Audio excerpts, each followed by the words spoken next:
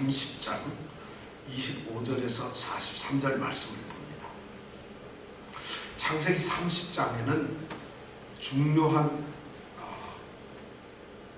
이야기가 두 가지가 나옵니다. 우리가 지난주에 30장 1절에서 24절까지 말씀을 통해서 지난주에 우리가 중요한 사실을 하나 생각을 했습니다. 오늘은 그 다음을 이어서 두 번째로 중요한 또한 사실을 우리가 생각하게 됩니다. 지난주에 우리가 무엇을 생각했죠? 중요하다고 제가 말씀드리는데 뭐가 중요한지 모르겠어요. 지난주 우리가 뭐 생각을 했을까요? 우리가 할례당이라고 하는 거 아닌가? 그건 주일날인가요? 그럼 지난 화요일날이 일주일이 좀 멀어. 뭐 때문에 바빴는지 지난주에 뭔 얘기를 했는데 기억이 잘 안 나.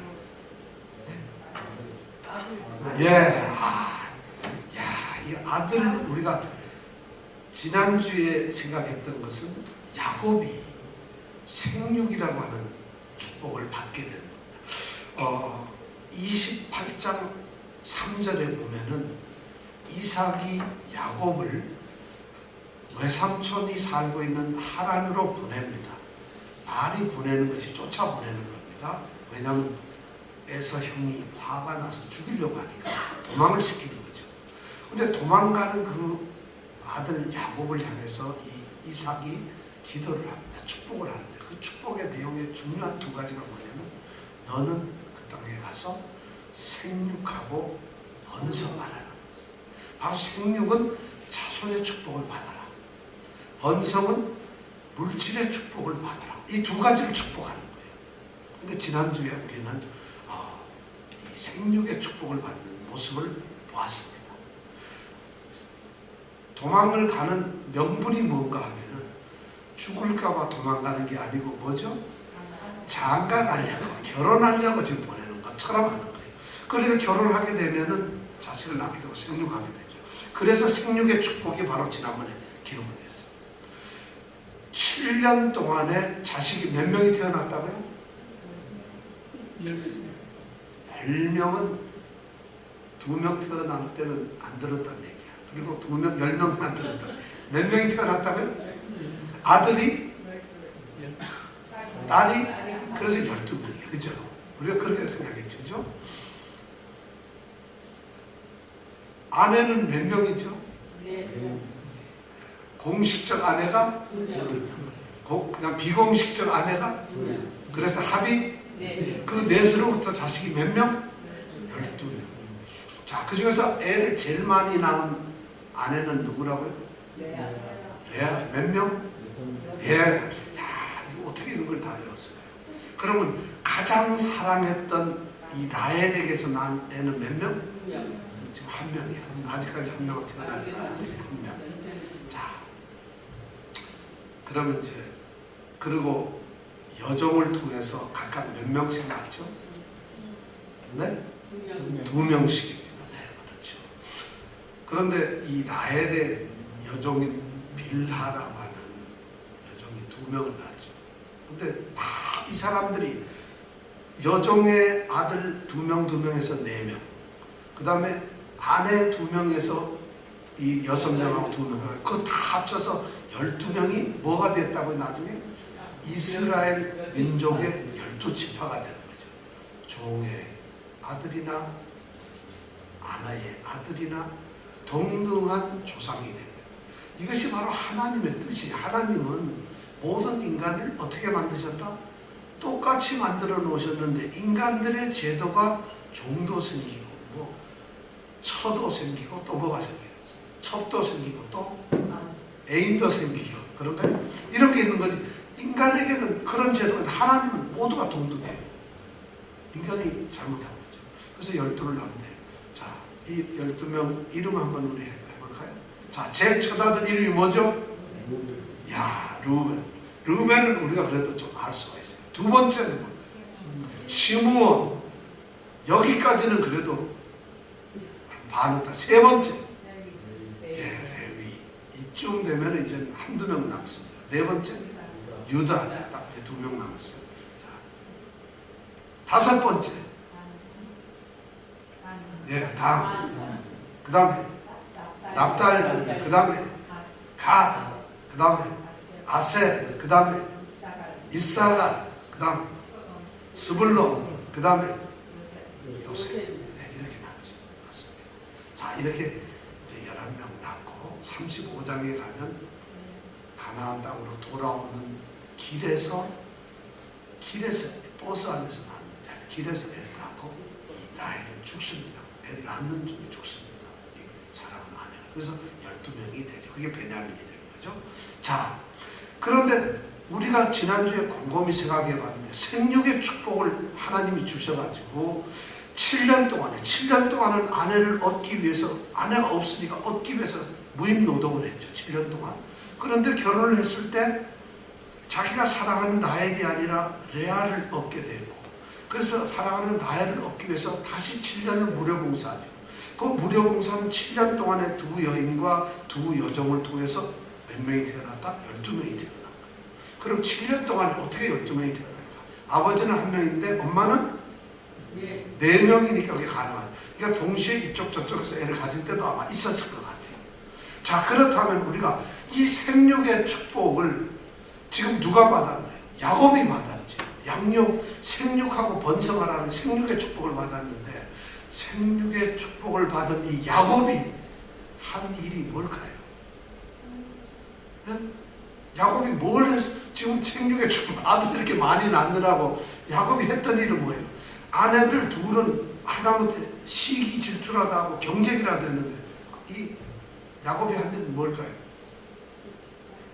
그냥 애 낳는 것만 열심히 하나밖에 없어요. 이게 하나님의 축복이라는 거예요, 사실은.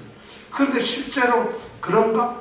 사실은 30장 2절에 보면, 우리가 지난 배웠던 30장 2절에 보면 라헬이 자기 언니 레아가 4명이나 애를 낳는 거 보고 시기가 나서 남편 야곱을 부르죠. 제발 나를 통해서 애를 좀 낳으세요. 나도 애 좀 낳게 해주세요 하고 따지죠. 그때 대답이 뭐죠? 그대로 성태치 못하게, 애를 낳지 못하게 하는 게 누구냐? 내가 하나님이다 이거죠. 근데 내가 애를 낳게 하고 안 하는 그런 하나님 일을 내가 할 수 있겠느냐? 이런 대답을 해요. 그 대답이 바로 뭐냐면, 이 아이의 축복은 자신이 하는 것이 아니라 누가? 하나님이 하셨다. 바로 그것이 30장의 전반부에 나오는 이 소위 말해서 생육의 축복의 핵심이 하나님이 축복을 해주셨다. 야곱은 정말 그냥 대만 얻었을 뿐이에요. 한 게 없었어요. 자, 오늘 우리가 말씀을 생각하는 것은 뭐냐?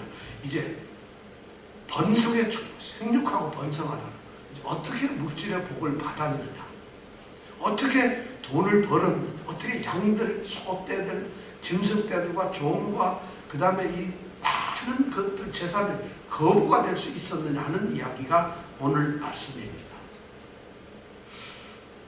그런데 지금 얘기 처음에 보면 오늘 우리가 25절, 26절을 한번 읽어보겠습니다. 25절, 26절 다 같이 한 목소리로 읽어봅니다. 시작. 라헬이 요셉을 낳을 때 야곱이 라반에게 이르되 나를 내어 내 고향 내 본토로 가게 하시되 내가 외삼촌에게서 일하고 얻은 손자를 내게 주어 나로 가게 하소서.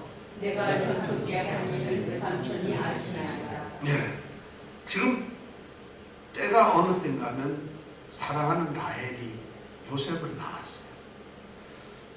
지금까지 7년 동안 애를 못 낳았던, 정말 어떤 자기로서는 자기 아내의 본처인데 그 라헬이 아기를 못 낳았는데 질투까지 하고 그렇게 애를 썼는데 드디어 애를 낳았어요. 요셉을 낳았어요.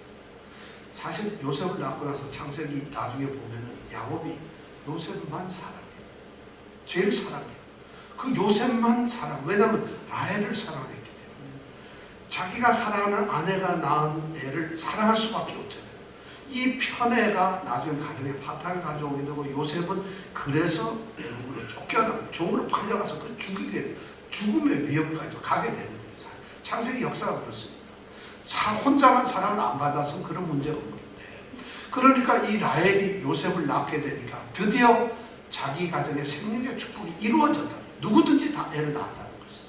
그러니까 생각하느라 하나님께서 내게 복을 주셨구나. 생육의 복을 주셨으니까 이제 아버지를 떠나서 이 하나님 땅에 온 나의 목적이 성취가 된다. 하나님이 이루셨다.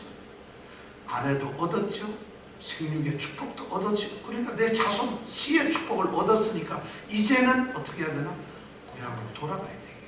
그래서 내 고향, 내 본토로 돌아가겠다는 걸 이제 외삼촌 라반에게 이야기를 합니다. 그리고 그냥 갈 수는 없으니까 내가 7년, 14년 동안 무임노동을 하고 얻은 이 아내와 내 자식을 내가 데리고 가겠습니다. 이 당시에는 재산이 말이죠. 이 소유가, 아내와 이 소유가 아직까지는 라반에게 있어요. 그래서 라반이 허락을 해줘야 하는 거예요. 그러니까 내가 일을 해서 얻은 이 처자를 내가 같이 가게 해달라고 허락을 받습니다. 이렇게 가겠다, 고향을 가겠다. 그리고 내 처자를 데리고 가겠다는 이 요청이 어떻게 됐는지 이것이 돈을 버는 빌미가 된다는 거죠. 가만히 있었으면 이런 일이 안 생기는데 바로 이 일 때문에 드디어 축복을 받는, 번성의 축복을 받는 일이 이제 일어나게 됩니다. 바로 이런 일이, 저는 이런 생각을 해봅니다. 두 아들 얻기 위해서 14년 동안 몸값으로 노동을 했죠. 그 다음에 7년 동안에 11명 아들도 낳았죠. 그런데 이제 뭐냐? 사랑하는 라헬로부터 요셉도 얻었죠. 그러면은 이 야곱의 마음속에는 자신이 이제는 땅의 축복, 하나님이 주셨던 가나안 땅을 가는 것보다도 더 중요한 게 없어요. 그러니까 가나안 땅을 돌아가야 되겠다는 어쩌면 믿음의 고백일지 몰라요. 나는 이제는 내가 조상들이 그리고 내게 축복이 내려졌던 그 땅을 가야 되겠다고 그래서 결심을 하고 아마 이런 얘기를 하는 것 같아요. 그런데 사실 가려고 그러면은 고향으로부터 어머니가 연락이 와야 됩니다. 니네 형 애서가 지금 화 다 풀렸다 하는 연락이 와야 돼요. 그렇지 않으면 무덤도 갔다가 어떻게 됩니까? 큰일 나거든요. 근데 연락이 있었던 것도 아닙니다. 오늘 성경 말씀 보니까. 그리고 형이 화가 풀렸다는 얘기 그런 것도 없어요. 그런데 본인은 좀 떠나겠다는 거예요. 하나님의 약속을 믿고 다시 네가 떠났던 너의 이 본토로 돌아오게 하겠다는 그 하나님의 약속을 믿고 지금 이렇게 떠나겠다고 하는 거예요. 하나님의 약속이 어느 정도 이루어졌다고 생각을 해요. 자, 그래가지고 외삼촌 라반에게 보내달라고 하니까 라반이 뭐라고 하느냐 27절하고 28절에 보면은 라반이 야곱에게 대답합니다. 중요한 네 가지를 얘기합니다. 나 좀 가게 해주세요. 그러면 야곱이 그런 얘기를 할 때는 이제 내가 떠날 텐데 자식이 12이고 아내가 4명이면 빈손으로 갈 수는 없잖아요. 빈털털이 도망자로 와서 이렇게 가정을 이뤘지만 그냥 갈 수는 없으니까 어련히 알아서 외삼촌이 뭐 지참금은 아니지만 충분한 보상을 해줄 거로 기대를 하는 거예요. 그런데 이 라반은 의외로 무슨 대답을 하는가 하면 27절 28절에 보니까 첫 번째 대답이 여호와께서 너 때문에 내게 복을 주신 것을 내가 안다. 하나님이 여호와가 바로 야곱 너 때문에 나를 복을 줬다. 이걸 고백을 덜렁하는 거예요. 야, 이거 대단한 얘기예요. 야곱이 그런 이 일을 사실 14년 동안 일을 했는데 전과 비교해서 엄청난 부가 외삼촌에게 생긴 거예요. 그러니까 외삼촌이 그게 여호와께서 복을 내리셨는데 야곱 때문에 복을 내렸다는 걸 아는 거예요. 놀랍잖아요. 지금 이 라반은 하나님을 믿는 사람이 아닙니다. 그런데 하나님이 축복했다는 것을 고백을 해요. 왜 그랬을까요? 바로 이 야곱 때문에. 야곱이라는 사람 때문에 자기가 복을 받았다는 걸 알아요. 굉장한 얘기예요. 예수를 믿는 사람 때문에 복을 받는다. 이것이 바로 아브라함에게, 야곱에게, 이삭에게 했던 축복. 네가 모든 민족의 복의 통로가 된다는 거죠. 바로 그걸 갖다가 이방인이고 하나님을 믿지 않는 라반이 그걸 고백을 하는 거예요. 너는 복의 통로가. 이걸 선언하는 거예요. 엄청나잖아요. 그런 아주 굉장히 인색하고 비열한 외삼촌이 그런 고백을 하는 거예요.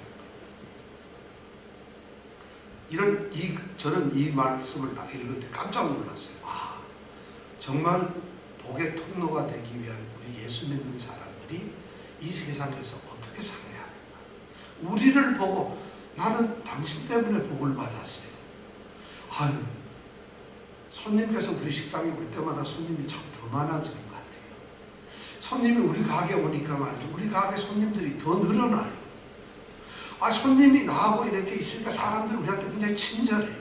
뭐 이렇게 된다든가, 아니면 예수 믿는 사람 때문에 되는데 저 인간 화상, 저 화상 때문에 우리 맨날 힘들어져. 이렇게 되면 안 된다. 복의 통로라는 개념이죠. 자, 그걸 지금 라반이 야곱에게 얘기를 해요. 야곱이 가겠다 하니까 난 너 때문에 하나님한테 복을 받았다. 근데 그 다음에 얘기가 뭐냐면 내가 깨달았다는 거죠. 여기 보면 27절에 깨달았다. 이 깨달았다는 건 뭐 기도를 해서 뭐 통찰력을 얻었다 이런 뜻이 아니고, 깨달았다는 이 단어는 정확하게 하면 점을 쳐서 알았다. 어떻게 내가 이게 부자가 됐을까 하고 라반이 점을 쳐봤더니 바로 여호와께서 야곱 때문에 돈을 벌게 했다는 점을 점괘가 나왔다.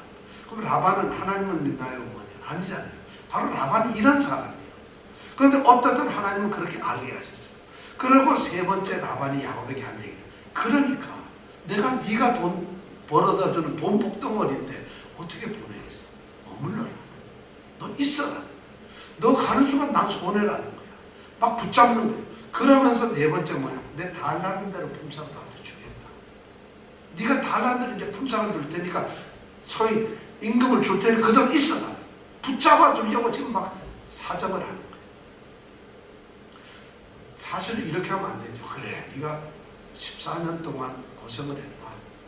그래서 내 딸들도 있고 그런데 내가 너를 빈손으로 보낼 수 있느냐? 사랑하는 조카야 하고 내 재산 반에서 반을 떼가지고 넣지만 뭐 이렇게라도 나와야 되는데, 이 라반은 그런 게 없어요. 붙잡고 다시 일을 시키려고. 왜냐하면 최고의 일꾼이거든요. 이런 사람이 없는 것 같아요. 돈 벌어주지, 일 잘하지, 얼마나 좋은지 몰라요. 나중 31절에 보면은 31장 넘어가서 보면 야곱이 그런 얘기를, 내가 이 라반의 아들들한테 내가 너네들 아버지 위해서 어떻게 일했는지 아느냐, 얼마나 정직하게 최선을 뼈까지게 일했는지 아느냐 고백을 하는 말씀이 나옵니다. 자, 그러니까 야곱이 라반의 그 얘기를 듣고 29절에서 30절 두 절에 보면 대답을 합니다. 그런데 그 대답이 뭐라고 하느냐 하면은, 첫 마디가 라반이 붙잡으니까 외삼촌, 내가 외삼촌을 위해서 어떻게 일했는지 외삼촌 잘 알지요 하고 우선 자기가 일했다는 것을 인정을, 최선을 다해서 자기가 일했다는 것을 외삼촌이 알아주기를 먼저 얘기를 합니다. 그 다음에서 두 번째 얘기가 뭐냐면, 내가 처음 왔을 때보다 지금 외삼촌 재산을 보니까, 양을 보니까 셀 수 없는 엄청, 지금 하란 땅에서 삼촌이 제일 부자입니다. 거의 이런 수준의 얘기를 하는 거예요. 그런데 그렇게 된 이유가 뭐냐? 세 번째가 얘기하는 거냐? 세 번째, 나의 공력을 따라서 여호와께서 삼촌에게 복을 주셨다. 나의 공력. 나의 공력, 그러니까 내가 뭘 수고하고 애쓴 거다. 이런 의미가 공력인데, 이거 번역을 잘못했습니다. 나의 공력이 아니라 나의 발걸음이 닿는 곳마다 여호와께서 복을 주셨다. 야곱이 외삼촌을 위해서 일을 하는데 가는 곳마다 일을 하면서 발걸음이 닿기만 하면 그곳에서 하나님이 누구에게 복을 주셨다? 외삼촌에게 복을 주셨다. 이걸 지금 야곱이 얘기를 하는 거예요. 29절 30절에 보면. 그러면서 이거는 뭐냐? 확실히 하나님께서 나를 복의 통로로 삼았다는 걸 야곱도 아는 거예요. 사실 이거 생각해 보세요. 이게 그냥 보통 고백이 아닙니다. 내가 가는 곳마다 일이 잘 된다. 여러분 그런 거 한번 느껴보셨어요? 단 뭐 한 이틀만이라도 갔더니만 막 일이 전부 잘 풀렸다. 그런데 14년 동안 이 야곱이 가는 곳마다 일이 막 되는 거예요. 양이 아파서 손을 댔더니 양이 나버려. 양이 물에 막 개울에 빠져 그런저런 흙 떠내려가는데 그랬더니 나와. 구덩이에 빠져서 손대 못 대는데 이거 어떡하냐 했더니 양이 나와요. 여러분 이런 축복이 막 생긴다면 어떻게 되겠어요? 미치는 거예요. 막 그냥 어쩔 줄을 모르는 거예요. 나의 가는 곳마다 여호와께서 복을 주신다. 전 여러분들이 그런 축복을 받은 사람이죠. 왜냐하면 야곱의 축복이 누구에게 있는 거야? 우리에게 있는 거야. 그 똑같은 축복을 우리에게 주셨단 말이에요. 모르겠네요. 정말 주셨는지 모르겠는데 바로 지금 야곱은 그 축복을 받았죠. 그런 고백을 하는 거예요. 그걸 알기 때문에 외삼촌 바로 이런 거예요. 내가 잘난 게 아니라 하나님께서 이렇게 가는 것마다 복을 주시겠다고 약속을 했기 때문에 일어나는 겁니다. 그러면서 마지막으로 슬쩍 자기 얘기를 미칩니다. 근데 내가 장가도 가고 아내도 4명에다가 애도 12명이나 됐는데 그럼 내 가족은 내가 어떻게 세워야 하고 내가 어떻게 이 가족을 책임져야 하겠어요? 책임질 방법이 뭐겠어요? 하고 이제 외삼촌이 묻습니다. 쉽게 돈 내놔라 이거 아니겠어요? 뭘 좀 달라. 그 말을 듣고 31절에서 33절까지 라반이 야곱에게 뭐라고 합니다. 바로 그 말을 들으니까 자기가 붙잡으려고 하는 이 명분이 살았다는 거예요. 그래서 야곱이 드디어 잘만 얘기하면 있겠다. 그러니까 얼른 뭐라고 대답하냐면 31절에 보니까 자 어떻게 해주면 좋겠냐? 내가 뭘 해주면 좋겠어? 말을 해보라는 거예요. 그러니까 야곱이 이제 대답을 합니다. 야곱이 대답하는 게 딱 2가지예요. 첫 번째는 다른 거 다 필요 없습니다. 나는 다른 거 절대 필요 없습니다. 오늘 내가 딱 필요한 건 한 가지입니다. 뭐냐면 내가 지금 외삼촌이 가지고 있는 양떼들, 염소떼를 내가 돌아보겠습니다. 그래서 그 중에서 좀 얼룩진 거, 줄무늬가 가 있는 거, 까만 점이 생긴 거, 양떼들 하얀 양 말고 좀 흠이 있는 거, 그거는 또 염소는 까맣잖아요. 거기에 또 얼룩진 염소나 이런 게 있다면은 그거는 내가 골라내가지고 내 걸로 하고 하얗고 튼튼한 좋은 양, 까만 흑염소, 이거는 건강에도 좋으니까 흑염소, 이거는 외삼촌 걸로 하세요. 그러면 보통 양들을 키우면 말이죠. 거의 한 15% 정도가 그렇게 좀 얼룩진 게 나온대요. 그러니까 어떻게 굉장히 보면은 야곱이 너무 겸손하고 양보해요. 나는 그것만 갖겠다. 좀 보면 왠지 모르게 좀 얼룩지고 모자란 점 있는 것만 내게 갖겠습니다. 그리고 하얗고 까만 염소는 전부 삼촌이 갔어요.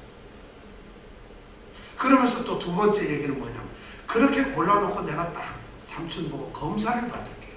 혹시 그 중에 하얀 거라나 까만 염소가 하얀 양이 만약 끼어 있다고 한다면 내가 도둑놈을 합니다. 다 배상하겠습니다. 이게 아주 정직하게 자기는 얼룩지고 점 있는 거, 무늬 있는 것만 하겠다 이런 얘기를 합니다.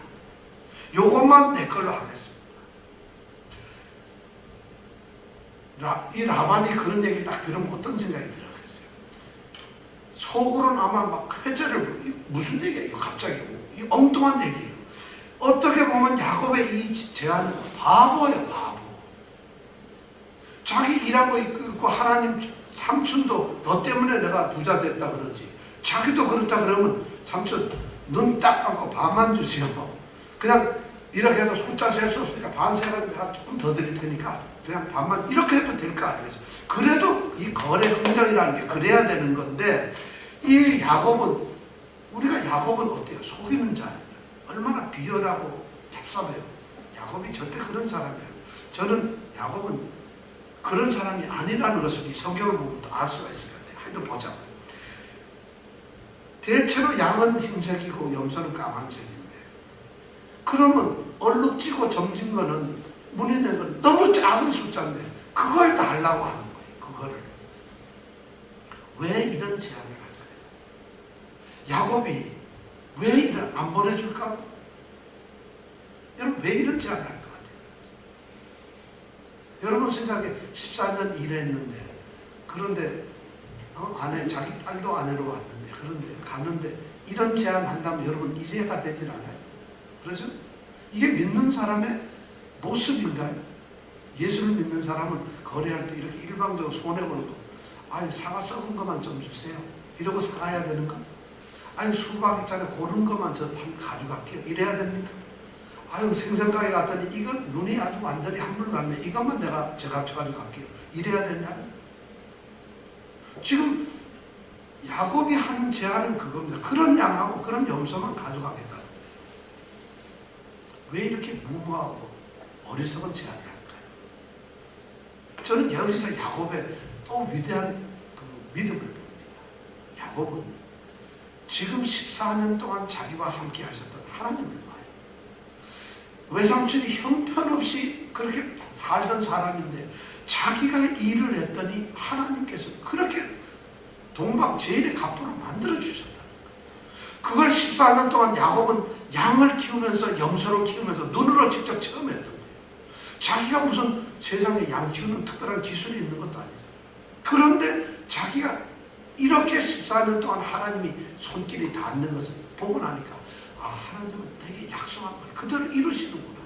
그러니까 사실 많이 필요 없어. 어쩌면 한 마리도 필요 없었지만 나 그냥 갑니다 해도 하나님은 하실 수 있다는 거예요. 그러니까 하나님의 그 약속, 축복에 대해서 확실한 믿음을 가지고 있어요. 반드시 하나님께서 내게 뭔가 해주실 거라는 확신을 가지고 있어요.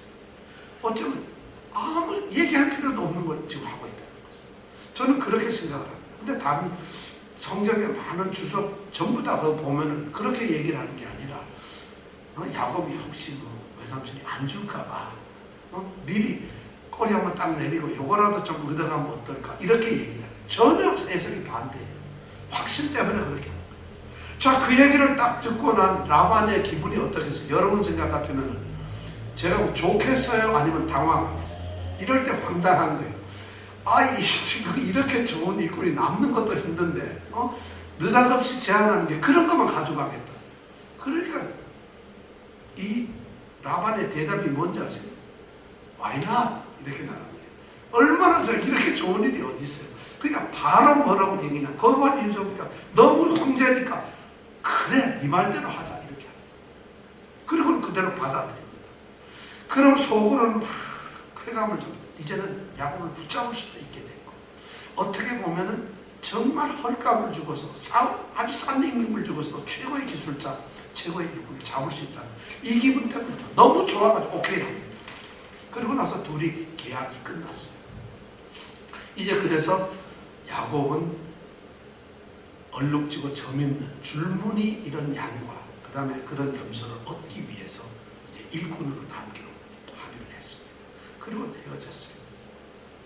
문제는 그 다음에 이 라반의 행동입니다. 라반의 행동이 문제가 돼서 바로 그날 돌아가가지고 자기 양떼를 돌아보면서 얼룩진 거, 점있는 거, 줄무늬 간 거, 그 다음에 까만 염소 말고 줄이 가고 얼룩진 거 이런 염소들, 양들을 전부 골라냅니다. 그걸 골라가지고 누굴 줘야 되겠어요? 야곱을 줘야 되는데 야곱을 아주 자기 아들들한테 싹 준 거예요. 죽기 전에 먼저 싹 해가지고 아들들한테 다 넘겨버려요. 이 인간 정말 외삼촌 이게 정말 사람 잘못 만나는 싹 골라가지고 먼저 자기 아들한테 다 주고 나면 그러면 야곱에게 지금 줄 양이 하나도 없어졌어요. 이런 일이 어떻게 있을 수 있나요? 그것까지만 해도 좋아요. 그리고는 자기 하얀 양, 까만 염소를 누구에게 줘요? 야곱에게 주면서 너 이거 키워야 된다 하고 거기서부터 3일 길을 쭉 가서 멀리 떨어져 가서 양을 키우라는 거예요. 이 얘기는 뭐예요? 자기가 가질 수 있는 양이나 염소는 하나도 안 준 채로 아주 원천적으로 봉사해서 하나도 안 주고 그 다음에 3일길 멀리 떨어나니까 만나지도 못하게 이 색깔이 있는 거는 만나지도 못하게 해가지고 어떻게 얻을 수 있는 방법을 막아버리고 3일길 떨어져서 오지도 못하는 이걸 어떻게 훔쳐가지도 옆에 와서 하지도 못하게 이렇게 딱 만들어버리고 오케이 자 계약 끝. 야곱이 어떻게 했어요 지금 여러분 오늘 성경 말씀이 그런 내용이에요. 그러니까 야곱은 속으로 어떻게 해요?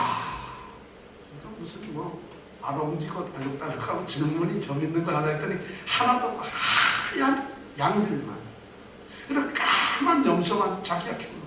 그러니까 이거 야곱 생각에는 결혼을 하려고 했더니만 레아를 덜렁 보내가지고 7년 뽑아지게 헛고생하게 한 거. 라반은 철저하게 속이겠어요. 가능성도 이제 없었어요. 저는 이 말씀을 보면서 세상에 라반 같은 사람도 있구나. 이것이 우리 믿는 사람들이 살고 있는 세상이에요. 사실. 우리는 말이죠. 하나님의 약속을 받고 하나님의 축복의 대상으로 살지만 그렇다고 해서 이 세상이 복덩어리로만 있는 게 아니라 이렇게 우리를 힘들게 하는 그런 역경을 가져오고 삶의 고난을 가져다 주는 일들이 너무 많다는 거예요. 이게 현실이에요. 지금 야곱은 축복을 14년 동안 받았는데도 불구하고 이제 축복을 누릴 만한 때인데도 여전히 시련이 있고 고민이 있다는 고통. 이것이 믿는 사람, 우리가 성경을 보면 이런 것이 거의 전부 다예요. 막 복으로 엄청나게 채워지는 경우는 뭐 잠깐 있어요. 이렇게 고통이 적는 겁니다. 사실 믿음의 삶이라는 게 그렇습니다. 하나님의 약속을 믿고 우리가 믿음을 붙들고 살면서 말씀대로 살려고 열심히 갖고 정말 하나님 사랑하고 주님 사랑하면서 기도도 열심히 하고, 기도 혹시 뭐 안 하는 분 없겠죠. 열심히 하고 말씀도 읽고 정말 모든 거 다 하면서 그렇게 신앙생활을 하는데, 그런데 우리에게 왜 고난이 올까? 그런데 왜 힘든 일이 올까? 그런데 왜 하나님은 결정적인 순간에 손을 내밀지 않고 외면을 하시는 겁니까? 우리로 하여금 믿는 자들한테 왜 고통을 주고 고난을 주고 슬픔과 괴로움을 주고 이런 장벽과 우리를 방해하는 세력들을 앞에 놓는 걸까? 왜 일이 잘 안 될까? 야곱이 무슨 거짓말을 해서 사기를 쳤어요. 일을 7년 14년 동안 일을 하면서 손해를 끼쳤습니까? 뭘 잘못했는데 야곱에게는 이런 어려운 일이 됩니다. 이렇게 뒤에서 칼을 꽂는 이런 일이 왜 생깁니까? 좀 참 이것이 엄청나요. 이거는 제가 보기에는 하나님께서 일을 하시기 위한 방법이에요. 하나님은 여기서 야곱이 7년 동안 일을 해서 외삼촌을 부자 되게 만들었으니까 혹시 자기가 또 금방 부자 될 거란 이런 생각을 할 수도 있고 교만할 수도 있고 자기가 잘못할 수도 있고, 하나님께서는 지금 야곱을 더 철저하게 낮추는 거예요. 너 양보했잖니. 너 철저하게 그런 믿음을 가졌다면 그 믿음을 끝까지 한번 지켜봐라. 내가 너와 함께 하겠다. 이걸 지금 확실시켜 주시려는 하나님의 그 얘기를 하는 거예요. 이게 성경은 그렇게 얘기를 안 하고 있고요. 다른 목사님도 그렇게 얘기를 안 해요. 라반만 나쁜 놈이고 야곱이 이제 어떻게 사기쳐서 이기나 이것만 생각을 하는데, 제가 보기에는 야곱은 지금 하나님 앞에 축복을 받기 위한 엄청난 지금 찬스를 만들고 있는 거예요. 하나님이 복을 주시려는데 이렇게 조금 주려는 게 아니라 엄청나게 주시려고 야곱으로 하여금 꼼짝 못하게 복을 받는 길로 몰고 가시는 거예요. 여기서 야곱이 힘들어 하고 나가버리면 그 순간 텅 빈 곳에밖에 있을 수가 없어요. 야곱은 그걸 지금 알고 있는 거예요. 자, 그럼 야곱은 이제 어떻게 되는 거예요? 어떻게 될까요? 우리가 사실 이런 거 우리 인생에 많잖아요. 그죠? 이스라엘 성경에 보면 그런 게 너무 많아요. 하나님께서 이스라엘 백성을 430년 동안 애굽에서 종살이를 해가지고 그들을 해방시켰어요. 그럼 해방을 시켰으면 말이죠. 가나안 땅에 금방 가서 축복을 받고 행복해야 될 거 아니겠어요? 나와가지고 겨우 3일길 와가지고 만나는 게 홍해바다예요. 죽게 생겼다. 이것이 믿는 사람들의 삶이 어떻게 보면은 바로 이런 홍해바다가 생겼다는 거죠. 결국에는. 그럼 야곱은 이것을 어떻게 이겨낼 수 있을까? 37절에서부터 이제 마지막 절까지 가보면 그 해답이 우리에게 보여집니다. 37절 43절에 보면 야곱은 지금 이 역경을, 이 시련을 어떻게 이겨낼 수가 있을까요? 성경은 말이죠. 지금 어떻게 야곱이 이겼는가를 우리한테 아주 자세하게 이야기해주고 있어요. 여러분 어떻게 이겼을 것 같아요? 어떻게 이겼을 것 같아요? 네? 37절에서부터 44절까지는 어떻게 이기겠을까요? 네? 자기가 가진 방법을 써서 어떻게 이겼을까요? 하나님이 주신 지혜를 가지고 줬습니다. 자, 여기에 보니까 야곱이 지금 축복을 받는 그 방법이 나옵니다. 자, 보죠. 첫 번째 뭐냐면 세 가지 나무가 필요해요. 자, 첫 번째 37절에 보면 무슨 나무가 필요하다고 되어 있죠? 자, 첫 번째 무슨 나무? 버드나무. 버드나무는 뭐예요? 미류나무죠. 버드나무 아시죠? 그 다음에 두 번째 무슨 나무? 살구나무. 우리 아몬드 달리는 이런 나무예요. 세 번째는 무슨 나무? 신풍나무. 야, 요거 잘, 신풍나무가 뭔지 아세요? 네? 신풍나무가 뭔지. 우리 시골에 가거나 하면 신장높기나 플라타너스라고 꼭대기로 휘로 올라가고 이파리만 넓은 조금 다르죠. 그런 나무 바로 플라타너스. 이 나무가 바로 신풍나무예요. 자, 이 세 나무를 갖다가 지금 이제 야곱이 삼촌이 라반이 그렇게 하니까 그래요 하고 나서 지금 자기가 세운 전략이 거예요. 이 세 나무 푸른 가지를 우선 꺾습니다. 그래서 이 가지를 꺾어가지고 껍질을 싹 벗겨요. 그럼 껍질 벗기면 가지의 속은 뭐가 나올까요? 하얀색이 나오죠. 그죠? 그 하얀색을 양들이나 염소가 물을 먹으러오는 물가에다 이렇게 세워 꽂아서 세워둡니다. 그럼 끝이에요. 그게 무슨 뭐 방법이 있지 않았잖아요.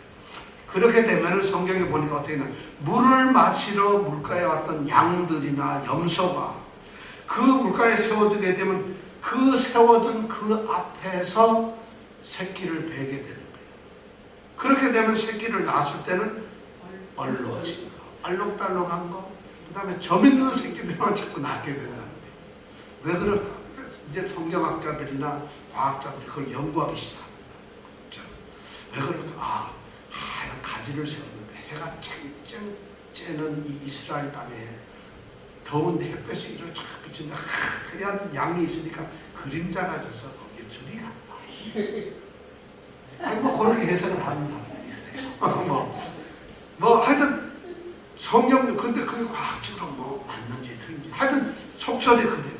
근데 이것도 또 웃기는 게 그렇게 저를 세웠는데 그냥 하는 게 아니고 야곱이 말이죠. 좀 튼튼하고 아주 실한 놈들. 양은 1년에 2번 새끼를 낳습니다. 가을에 한 번 출산하고 봄에 한 번 낳아요. 근데 가을에 낳는 이 새끼들이 보통 튼튼합니다. 그러니까 가을 출신의 이 양들이 새끼를 낳을 때는 그때는 나뭇가지를 세워요. 그럼 튼튼한 양이 새끼를 나무를 세우면은 우선 이 양들이 생식 활동이 활발해져요. 반드시 새끼를 임신한다는 거예요. 그래서 낳으면 주리가 있는 걸 낳게 되는 거고 무늬 알록달록한 걸 낳게 돼요. 그 다음에 비실비실한 봄에 난 양이나 이런 게 오면은 나뭇가지를 없애버려요. 그러면 이것들이 생식 기능이 안 생기고 이러다 보니까 새끼도 안 나요. 그럼 비실비실한 거 따로 골라가지고 비실비실한 거는 삼촌이가. 왜냐면 하얀 거 강한 거 비실비실한. 그 다음에 아주 실하고 튼튼한 놈들한테서 새끼가 나오면 어떻게 생겼다? 알록달록. 요거는 내 거. 근데 수가 여기는 새끼도 안 낳는다 비실비실해. 여기는 새끼도 많이 낳고 하면 누가 부자가 되겠어? 이렇게 해가지고 야곱이 부자가 된다는 거예요. 그 가지를 세움으로써 새끼를 만들게 되고 그 다음에 줄무늬, 얼룩진 거, 점박이 이런 것들이 나온다. 이것은 솔직한 얘기로 과학도 아닙니다. 전설도 아니고 그렇다고 해서 또 어떤 성경학자들은 야곱이 양을 오래 치다 보니까 그걸 유심히 관찰해서 발견했다는 거예요. 제가 보기 만약 그렇게 발견했으면 말이죠. 이 라반의 양들의 얼룩진 거는 거의 3분의 2가 돼야 돼요. 얼마든지 할 수 있으니까, 그죠? 근데 그렇게 성경학자들이나 많은 사람들 그렇게 한번 해석을 해보려고 애를 썼어요. 근데 사실은 그런 게 아니에요. 그래서 유대인들이 그 내려온 그들의 이 기록에 보면은 야곱과 라반이 모르는 때에 천사가 본래 라반한테 가서 그 양을 갖다가 아들들한테 그걸 감췄잖아요. 그걸 갖다다가 야곱에게 갖다 주었다. 왜냐하면 자기네들 간에는 뭔가 이게 안 믿어지니까 천사 핑계대고 그렇게 했다. 그걸 성경은 기록을 안 했을 뿐이지 사실은 천사가 했다.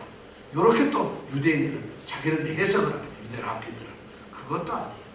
제가 보기에는 그냥 하나님의 섭리예요. 그가 나무를 세웠기 때문에 나무를 안 세웠으면 안 됐을까요? 저는 그렇게 생각을 하지 않아요. 나무를 세운 거에 대해서 오늘 이 방법이 나무를 세웠다 그래요. 버드나무하고 그 다음에 이 뭐 살구나무, 신풍나무를 다 껍질 벗겨가지고 세웠다 이러니까 이게 뭔가 여기에 효험이 있지 않을까? 이게 무슨 뭔가 큰 기적을 일으키는 뭔가가 있지 않을까? 이렇게 생각을 하는데 그걸 우리가 성경을 잘못 읽는 제가 보기에는 거기에 아무런 결과도 나타나지 않아요. 거기에 의해서 양들이 그렇게 태어난다는 것은 있지도 않고 과학적이지도 않고 전설도 아니고 아무것도 아니에요. 그럼 왜 이걸 이렇게 기록했을까요? 단지 그냥 기록을 했습니다. 이렇게 보시면 돼요. 여러분, 이스라엘 백성이 가나안 애굽에서 나와가지고 홍해를 만났을 때 홍해를 어떻게 갈랐죠? 모세가 지팡이 들고 손을 들고 이렇게 하니까 그럼 지팡이가 홍해를 가르나요? 그럼 왜 우리 성경학자들은 지팡이 연구를 안 해요? 지팡이에는 놀라운 영역이 생겨가지고 물을 쫙 가를 수 있는 기운이 쫙 나가요. 뭐 이런 소리 해줘야 될 거 아니에요. 지팡이 연구한 사람 아무도 없어요. 그때는 당연히 하나님께서 하셨다. 이렇게 얘기를 하세요. 그렇다면 왜 여기서는 꼭 나무가지를 연구를 하냐? 이것도 하나님이 하세요. 더 볼까요? 열왕기하 6장에 가보면 엘리사가 자기 사랑하는 생도들하고 요단강을 건너는데 한 자기 제자가 도끼질을 하다가 도끼를 그만 요단강에 빠뜨려 버렸어요. 그러니까 아이고 저거 불려왔는데 저 도끼 어떻게 하면 좋아요 하니까 엘리사가 뭐라 하냐? 그래? 그럼 나뭇가지를 꺾어가지고 물에다 던져라. 그거 딱 던졌더니 도끼가 떠오르는 거예요. 그게 건졌어. 이런 얘기가 나옵니다. 자, 도끼를 건지게 한 게 뭘까요? 나뭇가지일까요?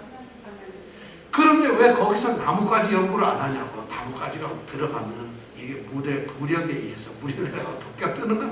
연구를 해야 될 텐데 그렇게 하는 사람이 없어요. 절대 그게 아닙니다. 예수님께서 눈먼지 목욕을 고쳤을 때 소경 보고 뭐래요? 진흙을 가지고 발라가지고 눈에다 발라가지고 진흙이 병을 고치나요? 아니잖아요. 바로 이 말씀은 그런 말씀이에요. 우리에게. 야곱은 그렇게 하는 걸로 그걸 우리가 답을 알 수 있는 게 31장에 넘어가고 꿈에 하나님께서 나타나셨어요. 31장 야곱이 고백을 합니다. 그런데 야곱이 하나님께서 야곱아 하고 눈을 들어 보라 했더니만 자기 눈에 보이는 게 아롱진 것들, 점 있는 것들, 얼룩진 것들 이런 양과 염소만 보이는 꿈을 꿨어요. 바로 하나님께서는 그 일을 하나님이 이루셨다는 거예요. 그런 게 이건 것인데 이걸 우리가 해석을 그렇게 합니다. 자, 그럼 이거는 우리가 이런 말씀을 이렇게 보면은 버드나무나 신풍나무는 어쩌면 모세 지팡이나 똑같은 거예요. 효력 있는 게 아니에요. 이 야곱이 아들을 그렇게 낳을 때 한 게 하나도 없듯이 지금 이렇게 재산을 얻은 것에도 한 거라고 하나도 없어. 하나님이 다 하시는 거예요. 사실. 이거는 어쩌 근데 많은 학자들은 야곱이 라반의 것을 뺏기 위해서 속여가지고 취했다. 이렇게 해석을 합니다. 여러분 이거 속인 걸까요? 야곱은 지금 가진 게 하나도 없어요. 얼룩진 게. 흰 것만 키우고 있는데 거기에서 나무 세운 것밖에 없어요. 그것도 금속에 하나님 말씀하고 지금 사기치고 속여가지고 뺏는 게 아니라는 거예요. 모세가 지팡이 게 사기치고 있는 겁니까? 아니잖아요. 그럼 우리는 이걸 사기로 해석하는 게 저는 참 그게 마음이 아프더라고요. 이게 왜 사기일까? 그냥 하나님이 이런 방법을 쓰신 건데 그냥. 그렇다고 뭐 뺏기를 해서 뭘 했어요? 그렇잖아요. 바로 이런 거예요. 자, 우리가 식당 가게를 하고 있는데 우리가 갈비탕을 해요. 근데 옆집에도 하는데 우리 갈비탕에다가는 저 집 옆집도 해봤더니 그 집에는 옆집 갈비탕을 끓이는데 먼저 물을 넣어가지고 구한 다음에 고기를 넣어가지고 뭐 이런 예를 들어서 레시피가 방법이 있어. 그럼 나도 그걸 따라 해가지고 조금 개발해서 양파를 넣을까 아니면 무 말고 대파를 넣을까 해가지고 더 맛있게 끓였어. 그 손님이 우리한테 와. 내가 속인 겁니까? 내가 손님을 일부러 저 뺏어온 건가요? 어떻게 생각해요? 미용실을 하는데 옆에 있는 미용실에 가서 머리 감는 겁니다. 나는 염색약도 좋은 거 쓰고 카트도 더 멋있게 하고 이걸 많은 데 있어서 다른 사람들 위해서 30분 동안 한다면 나는 40분에서 더 염색이 잘 되게 해주고 이래가지고 손님들이 오는데 내가 무슨 저 옆집을 속인 겁니까? 우리는 이런 걸 착각을 하는 거예요. 이건 마치 야곱이 사기친 걸로 생각을 하는 거예요. 사기가 아니에요. 성실하게 야곱이 일할 하나님이 그 방법을 쓰셨을 뿐이에요. 그죠? 근데 우리 믿는 사람들은 이상한 괜히 결벽의식 아니면 하나님한테 경건의식이 너무 앞질러가지고 마치 세상 일에서 우리가 열심히 해서 뭘 하게 되면 너무 세상적으로 하지 마. 매달 기도해야지. 하나님이 하시는 그런 방법을 쓰셨습니다. 단지 야곱은 자기의 경험과 모두서 했을 뿐이고 하나님은 꿈속에 그렇게 하라고 하셨던 거고 그래서 이루어졌던 거예요. 하나님을 믿는 하나님이 반드시 이룰 거라는 그 믿음의 행동이 지금 야곱에게 나타난 것이에요. 그래서 일이 이루어졌다는 것이에요. 그런데 저는 이래서 이 말씀을 보면서 아주 두 가지 역설적인 것을 하나 볼 수 있어요. 첫 번째가 뭐냐면 이런 거예요. 야곱이 에서에게 장자권을 얻을 때 했던 게 뭐였어요? 에서, 에돔이라고 하는 건 뭐였죠? 무슨 놈이죠? 붉다는 거 아니에요. 에서, 에돔은 붉은 말인데 붉은 것을 그 붉은 사람을 속이기 위해서 뭘 가지고 속여요? 붉은 걸 가지고 속여요. 붉은 죽을 가지고 속인다. 놀랍죠, 그죠? 붉은이라는 이름을 가진 에서를 속이는데 붉은 죽을 가지고 속였어요. 지금 여기서도 맞죠. 라반이라고 하는 게 희다는 거예요. 흰색이라는 거예요. 하얀 라반, 하얀이라고 흰색이라고 하는 의미를 가진 라반을 어떻게? 바로 껍질을 벗겨서 하얀 가지를 가지고 지금 라반에게서 얻는 거예요. 지금 하나님은 여기서 굉장한 의미를 가지고 일을 하시는 거예요. 놀랍잖아요. 더 놀라운 건 또 이런 거예요. 라반은 말이죠, 야곱에게 튼튼하고 예쁜 라헬도 주었지만 눈도 약하고 비실비실한 레아도 역시 아내로 줬어요. 그런데 야곱은 튼튼한 것만 자기가 갖고 병든 것은 오히려 라반에게 주는 것이에요. 지금 여기서 이 말씀 가운데는 놀라운 야곱의 신실한 믿음적인 그리고 양보하면서 겸손한 이런 모습을 지금 우리에게 보여주고 있는 것이죠. 이것이 결코 사기치거나 이런 것이 아닙니다. 야곱은 교환하는 행동을 한 것이 아니라고 생각합니다. 라반을 속인 것도 아니에요. 절대. 아무것도 없는 야곱이 뭘 속여요. 하나님의 뜻에 따라서 자기가 사기 행각을 하는 것이 아니라 하나님의 뜻대로 했다는 것이죠. 우리는 지금 야곱이 오늘 이 한 행동을 너무 세속적으로 세상적으로 자꾸 판단하고 분석하고 연구를 하는 거예요. 야곱에게는 그런 게 없었어요. 그것이 하나님 꿈속에 계시한 대로 하나님의 뜻으로 알고 했던 것이죠. 하나님을 그냥 믿었던 것이죠. 그렇다면 우리도 똑같이 야곱의 이 축복은 하나님의 섭리입니다. 하나님의 약속을 이루시는 하나님의 행위였다는 것을 우리가 생각할 수밖에 없습니다. 이렇게 되는 거죠. 빈손으로 돌아갈 수밖에 없어요. 도망자로서 빈손으로 와 있어가지고 아무것도 지금 얻어갈 수 없는 사정에 들어가 있었어요. 라반은 속였어요. 분명히 줘야 될 것을 미리 갈라가지고 자기 아들 딸한테 빼버리고 그리고 도저히 얻을 수 없는 방법으로 3일 동안 떨어뜨려 놨어요. 그렇다면 이 빈털터리 야곱은 정말 하나님의 택하신 이 하나님의 약속 축복의 이 주인공은 빈털터리로 가든가 아니면 또 빈털터리로 일을 할 수밖에 없는 이런 상황이었는데 그럼 하나님의 약속, 하나님의 축복, 번성의 약속은 어떻게 이루어질까? 하나님이 하셨다는 거죠. 하나님이 이루셨다. 우리의 생각으로는 아무것도 안 될 것, 될 수가 없는 거죠. 내가 너와 함께해서 너를 지키고 인도하겠다는 그 하나님께서는 자신의 약속 때문에 이러한 가장 절망적인 상황에까지 몰아놓으셨지만 내가 하겠다는 것을 보여주시는 거예요. 그리고 그분이 하시는 거예요. 지금 이 번성의 약속이 바로 우리에게 그걸 보여주세요. 하나님은 신실하세요. 야곱이 자식들을 그렇게 얻었듯이 오늘 축복을 그렇게 얻습니다. 오늘 이 30장은 그 두 가지 중요한 축복에서 가장 핵심적입니다. 우리는 세상의 방법인 것처럼 생각하지만 하나님은 그 방법을 쓰셨어요. 이 방법이 우리는 평가할 방법이 아니라는 것이죠. 하나님은 그런 방법도 우리에게 주셨다. 하나님은 메추라기를 지중해로부터 날아오게 하셔가지고 고기를 먹고 있어요. 지중해에 있는 남의 메추라기를 왜 하나님은 끌고 오시는 거예요? 거기 사람들은 어떻게 알아요? 그게 도둑질하는 건가요? 아니잖아요. 우리는 하나님의 섭리에 감사하고 하나님이 그렇게 일하신다는 것을 이 말씀은 우리에게 알려주고 있는 것이에요. 우리는 생각도 못하고 생각도 못하고 우리는 상상도 못해요. 근데 하나님은 그 일을 하셨다는 것이에요. 바로 이 축복이 우리에게 있길 바랍니다. 이것이 우리에게 다 오늘 믿음을 가진 성도들이 우리의 생각 자꾸 따지면서 세속적인 접근을 하지 마세요. 하나님의 약속은 어차피 세속적으로 하신 게 아니라 하나님이 거룩한 영으로서 우리에게 해주신 거예요. 그렇다면 우리는 그걸 영적으로 받아들이고 그렇게 믿는 거예요. 기도를 하라면 기도를 해야 되는 것이고 기도를 하면 이루겠다 하면 우리는 기도를 하면 되는 것이고 이루겠다 하시면 그걸 믿으면 되는 것이고 주시면 감사하고 아니 안 주셨다 그러면 우리의 기도가 부족했거나 하나님의 때가 아니면 더 기다려야 되는 거예요. 이렇게 하는 것이지 그게 우리가 세속적으로 판단해서는 안 된다는 거죠. 이 교훈을 우리가 생각하면서 이제 31장으로 넘어가서 다음에 공부를 하겠습니다. 오늘 여기까지 합니다. 기도하겠습니다.